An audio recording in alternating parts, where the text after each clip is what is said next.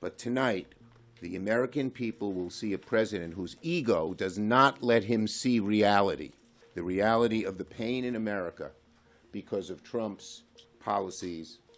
Costs, chaos, corruption is what they lead to. Never in our lifetime have we gone into a State of the Union where the president's rhetoric and the country's reality are so far apart. Donald Trump's first year back in office can be boiled down to 3 words: costs, chaos, corruption. $130 billion. That's how much Trump administration collected from American business in tariffs that the Supreme Court just ruled were illegal. $130 billion taken from small businesses, importers, manufacturers, and ultimately from you, the consumer who paid higher prices because of it. And Democrats will release new plans in the weeks and months to come to lower the cost of childcare, healthcare, energy, and so much more. Americans are tired of the chaos. They're tired of masked agents barging into people's homes without warrants. That's not law and order. That's chaos. The American people see it. But sadly, the chaos does not end there. Look at the mess Donald Trump has created with his tariffs. He said, "The hell with you," and doubled down on his tariffs after the Supreme Court struck him down. The hell with the American people and their costs. He had a moment to escape this noose around his neck, the tariffs he proposed, but he doubled down and went right back at him. And now Senate Democrats are demanding every single penny to be returned. And Trump's response, he literally shrugged and said, "I guess it has to get litigated for the next 2 years. That's a strict code." The Supreme Court told him the tariffs were illegal. Democrats told him to give the money back. And the President of the United States said, "Let's drag this out in court for 2 more years, while businesses that paid those illegal taxes get nothing."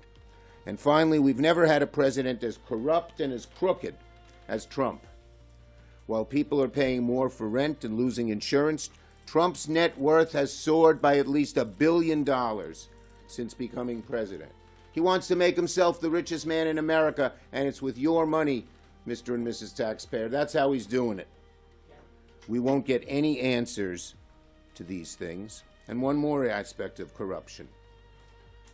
While he'll talk for a long time tonight, we know there's one topic Trump will avoid. When will he finally release all the Epstein files? Another example of the corruption of this administration. So today we are going to break down what just happened, why this is one of the biggest financial scandals of his presidency, and why every American should be furious, especially you farmers. Democrats offer Americans something better, a future with lower costs and greater optimism. And finally, I want to thank my good friend Senator Padilla, who will offer a Spanish response to the State of the Union. Senator Padilla is going to tell Americans the story they deserve to hear, one of hope, one of opportunity, where we celebrate the values that make us great. Donald Trump's not focused on tackling costs. He and his cronies seem to be more focused on tackling senators. Instead of driving down costs, he's driving over people's pocketbooks. But before we get into the video, I'd be really appreciated if you can just sub to my channel. I'm trying to make a video every day. Like the video and drop a comment down below. Thank you so much. So let's set the timeline. On February 20th, 1 week ago, the Supreme Court ruled 6-3 that Trump's tariffs imposed under the International Economic Emergency Powers Act were illegal. The court was crystal clear, and they wrote that the IEEPA does not authorize the president to impose tariffs. Not ambiguous, not open to interpretation. The law does not give the president this power, period. Americans frankly don't care what Trump has to say at the State of the Union because they're too worried about the state of their wallets. They're worried about the state of their rent, the state of their energy bills, the state of their health care costs. Democrats offer something different, a future with lower costs, and it's why a few weeks ago we rolled out a housing agenda to help people afford a home and rent. We're going to talk about food costs, especially the price of beef. Now here's what should have happened next. The government collected tariffs under a law the Supreme Court says doesn't allow tariffs. That means every dollar collected under the authority was collected illegally. So logically, constitutionally, that money should be returned to the businesses that paid it. That's how the law works, right? If you take the money you had no right to take, you give it back. But that's not what happened. Trump held a press conference the same day as the ruling.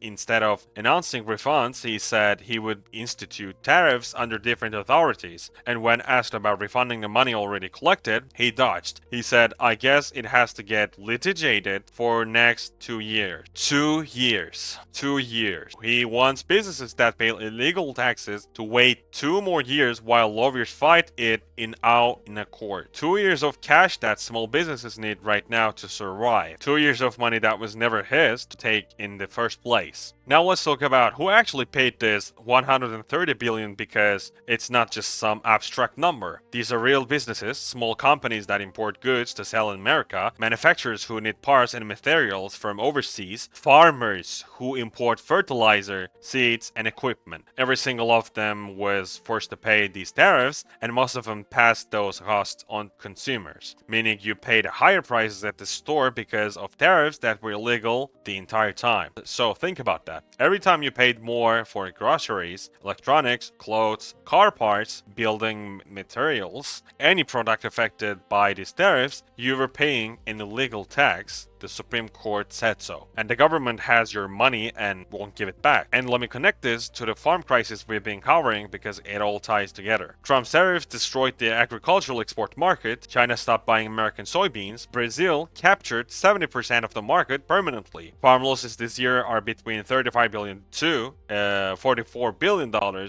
and bankruptcies are exploding. In Arkansas, up 106%, Iowa up 220%, Wisconsin is up 700%. And it was all based on tariffs that Supreme Court just said were illegal. Every single farm that went bankrupt because of these tariffs, those bankruptcies were caused by an illegal policy. Every farmer who lost their export market, that loss was caused by an illegal policy. Every family that lost their land, illegal policy. And the government collected $130 billion from it and it won't give it back. The Democrats' letter demands specific action. They want the administration to tell U.S. Customs and Border Protection to begin processing automatic refunds for all tariffs collected under IEEPA. Since January 20th, 2025, that's day one of Trump's second term, every dollar collected under that authority since then refunded. And they wanted a timeline within 90 days for when those refunds would begin. The letter was signed by 24 senators, including Senate Minority Leader Chuck Schumer, Dick Durbin, Adam Schiff, Amy Klobuchar, Raphael Warnock, and others. This isn't a French demand. This is the entire Senate Democratic leadership saying give the money back. And the Treasury Department's response? For sure nothing. They didn't even respond to a request for comment. $130 million in illegally collected taxes, and the Treasury Department has nothing to say. Actually, this tells you everything. And here's what makes this even worse. Trump didn't just refuse to return the money, he announced that he's imposing new tariffs under different authorities. So the Supreme Court says you can't use this to law impose tariffs. Trump says fine, I'll use a different law. The court slaps his hand and he just reaches with another one. He's not backing down, he's not apologizing, he's not returning the money, he's doubling down. And the businesses and farmers, the consumers who paid $130 billion in illegal taxes, are being told to go fight it in court for 2 years. Whatever he does bad, he just doesn't back up. And he's literally ruining our country and our farmers. They are the cornerstones of our country, and how we eat, what we do, how we live in our country is making from them.